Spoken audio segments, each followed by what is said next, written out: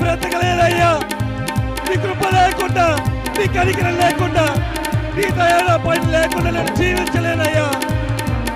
ఈ లోకంలో సజీవుడిగా ఉండాలంటే నీ కృపే. ఇంతవరకు ఇలా కాపాడబడుతున్నట్టు కేవలం నీ కృప యేసయ్యా. నువ్వు నా ప్రాణం యేసయ్యా. నీవే నా సర్వము, నీవే నా సమస్తం యేసయ్యా. నువ్వు లేకపోతే నేనేసయ్యా.